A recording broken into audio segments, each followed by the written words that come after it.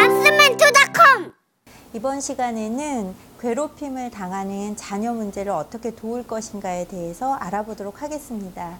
괴롭힘을 당한다면 마음이 많이 아프시고 힘드시겠죠. 차라리 괴롭히는 쪽이 낫다 이렇게 생각하실 수 있을 거예요. 최근에 또 학교폭력 얘기가 사회에 문제가 되면서 이 문제는 더 심각하게 느끼실 텐데요.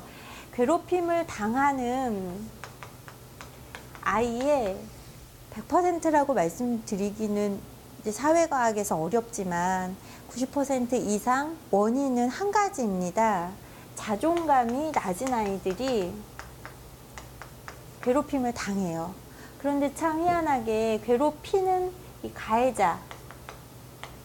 가해자도 동일하게 자존감이 낮은 친구입니다. 결론은 한 가지죠. 원인이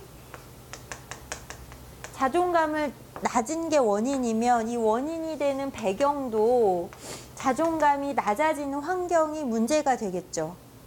그리고 치료도 상담도 마찬가지로 도와주는 것도 마찬가지로 자존감을 높이는 게 결국은 도와지는 헬퍼 역할이 되겠죠. 예.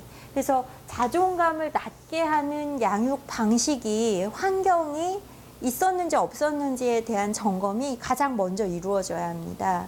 그 중에서 대표적인 게 부모가 끊임없이 지적하는 거 있죠.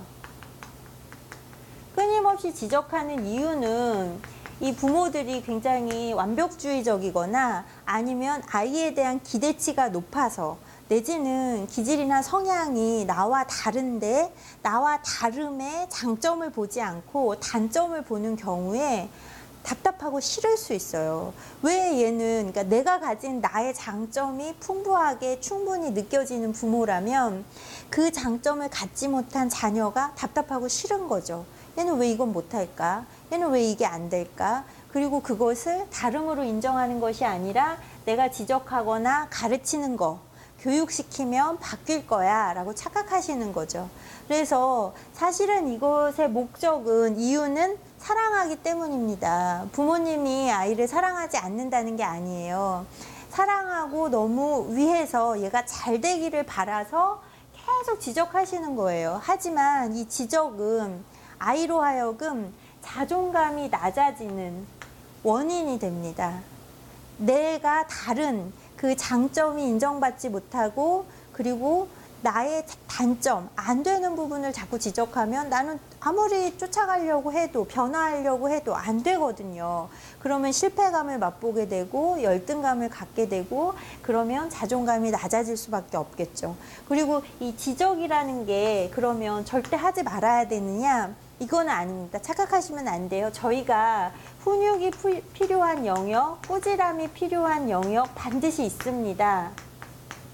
그리고 필요합니다. 사랑만 주는 게, 통제 없이 사랑만 주는 게 아이를 망치는 방법 중에 하나라고 제가 여러 군데에서 겹쳐서 설명을 드리고 있는데, 이 훈육이나 꾸지람이 필요한 경우는 있어요. 있지만 매사 내 기준으로 끊임없이 지적하는 거와 얘는 다르다는 거죠. 그리고 이 모든 것의 기본은 발달의 바탕을 두고 있느냐, 이게 굉장히 중요하거든요. 발달 연령에 대한 고려가 기초되지 않는다면, 이게 전제되지 않는다면 혹시 바른 꾸지람이라도 바른 지적이라도 너무 앞선 것일 수 있다는 거죠. 갓난아기한테 걸으라고 뛰라고 말하지 않는 거와 마찬가지로 얘가 아직은 그러한 도덕성 내지는 그러한 예의범절, 그러한 정리 수준 이런 게 안 되는데 왜 못하는지에 대해서 계속 지적하고 이 단계가 필요한 일에 있어서 마지막 단계를 요구하고, 그래서 얘가 그 단계로 나아가고 있으나 첫 발을 내딛고 있는 그 상태에 대해서는 지지하고 격려하고 성공에 대해서 인정하지 않는다면 여기에 대한 부분이 늘 열등감이겠죠. 효능감을 배울 수가 없습니다. 그러면 자존감이 떨어지게 되어 있어요. 그래서 끊임없는 지적은 좋은 훈육 방법이 아닙니다. 자존감을 낮게 하는 대표적인 그런 이유가 됩니다. 그리고 늘 비판하는 거 있죠. 같은 내용인데, 지적은 이제 교육적인 지적을 이야기하는 거고요. 비판은 말 그대로 부정적인 평가를 계속하는 거죠. 넌 이것도 못하니? 이건 좀, 너는 왜 이 모양이니? 이렇게 말하는 게 결국은 자존감을 낮게 합니다. 꼭 필요한 비판의 경우에는 행동에, 그 행위에 이름을 붙여서 이 이름에 대해서 비판을 하셔야 해요. 그러니까 비판이란 단어 자체가 부정적인데요. 네가 약속을 지키지 않는 그 행동이 엄마는 속상하고 싫어. 고치길 바라. 이렇게 비판하는 거랑 너는 항상 그 모양이니 이렇게 존재에 대해서 얘기하는 거랑 완전 다르거든요. 그래서 올바른 비판을 전혀 하시지 말라는 게 아니라 그 비판은 바른 훈육이 되어야죠. 같은 이야기죠.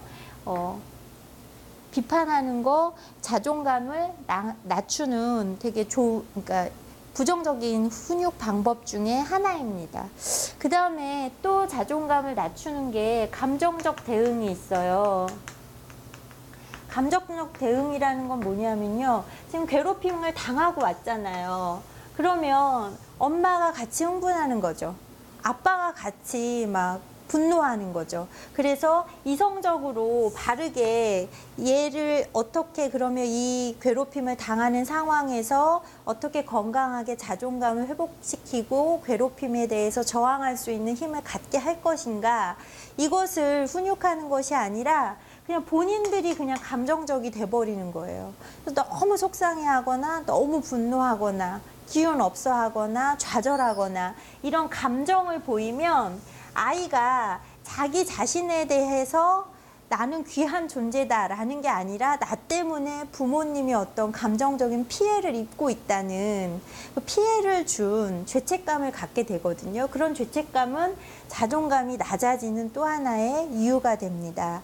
그러니까 감정적인 대응이 꼭 내 편을 들어주는 거, 그러니까 자녀 편을 들어주는 방법이 아닌가라고 생각하시는 건 착각이고요.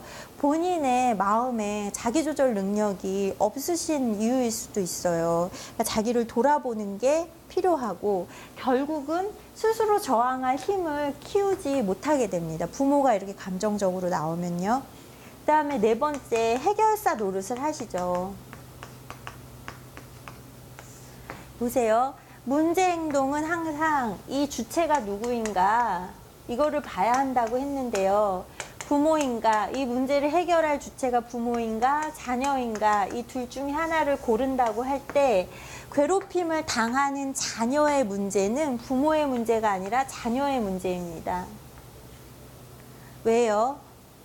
부모가 평생 쫓아다니면서 어느 순간 어느 상황에서든지 다 관여해서 우리 아이를 보호하고 챙겨주고 우리 아이를 조금이라도 가해하는 상처 주는 사람에 대해서 저항해주고 꾸지람을 주고 그 환경을 개선해 주시고 그럴 건가요?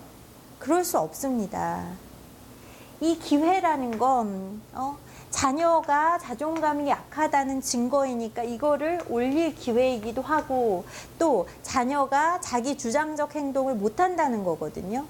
우리가 지금 영유아를 다루고 있잖아요. 괴롭힘을 당하는 청소년 아이들의 경우에는 기초적인 건 같아도 대응 방식이 달라질 수 있는데요. 지금 유아의 경우에는 괴롭힘을 당하는 아이는 자기 주장 훈련을 하면 충분히 변할 수 있는 여지가 많거든요. 그리고 그런 태도를 아직 배우지 못했을 가능성이 높거든요. 그러면 그것이 배워져야 하는 건데 그것은 앞으로 살아가면서 굉장히 중요한 사회성 기술이 되고 자기 자조 기술이 됩니다. 그걸 배울 기회를 박탈시키시고 본인이 다 그냥 쫓아다니면서 애들 혼내고 협박하고 너 다시 우리 애 괴롭히면 가만 안 둘 줄 알아? 너 경찰서에 데려갈 거야?